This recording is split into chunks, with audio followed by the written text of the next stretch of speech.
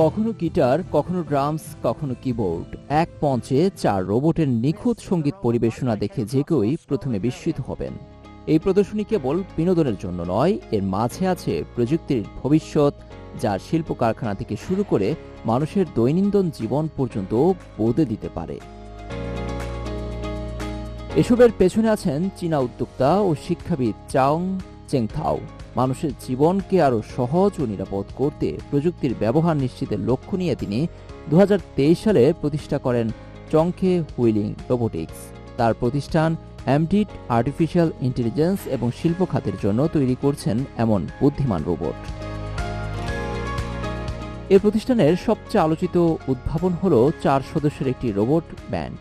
Drums, keyboard, lead guitar ও bass guitar বাজানো রোবটগুলো মানুষের মতো সূক্ষ্ম হাতের নড়াচড়া, মিলিসেকেন্ডের মধ্যে সমন্বয় এবং স্বাভাবিকভাবে মঞ্চ উপস্থাপনা করতে পারদর্শী।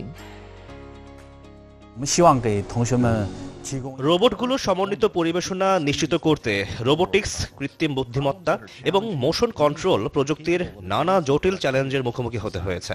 রোবট ব্যান্ড আমাদের প্রতিষ্ঠানের মূল লক্ষ্য নয়, এটি প্রযুক্তির সক্ষমতারই একটি প্রদর্শন। তার পিএইচডি গবেষণার বিষয় ছিল মানুষের মতো টেবিল টেনিস খেলতে সক্ষম হিউম্যানয়েড রোবট। সেই গবেষণাকে বাস্তবে রূপ দিতে যাত্রাটা শুরু হয় একজন উদ্যোক্তা হিসেবে। বর্তমানে তার প্রতিষ্ঠানের প্রযুক্তি ব্যবহার হচ্ছে অনেক শিল্প কারখানায়। গবেষণার পাশাপাশি নতুন প্রজন্মের দক্ষ জনবল তৈরিতেও কাজ করছেন চাং। তিনি বেইজিং কি ল্যাবরেটরি অব ইন্ডাস্ট্রিয়াল এমডিট রোবোটিক্সের পরিচালক ও ডক্টরাল সুপারভাইজার হিসেবে দায়িত্বে আছেন। তার নেতৃত্বে শতাধিক গবেষক ও শিক্ষার্থী এমডিট রোবোটিক্স এবং এআই ভিত্তিক বুদ্ধিমান রোবট নিয়ে গবেষণা করছেন।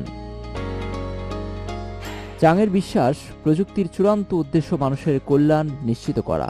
ভবিষ্যতের রোবট শুধু চিন্তা ও শেখার ক্ষমতাই অর্জন করবে না, শিল্প খাতে উৎপাদন বাড়ানো, মানুষের দৈনন্দিন জীবনে সহায়তা করে জীবনকে আরও নিরাপদ, উৎপাদনশীল ও অর্থবহ করে তুলবে।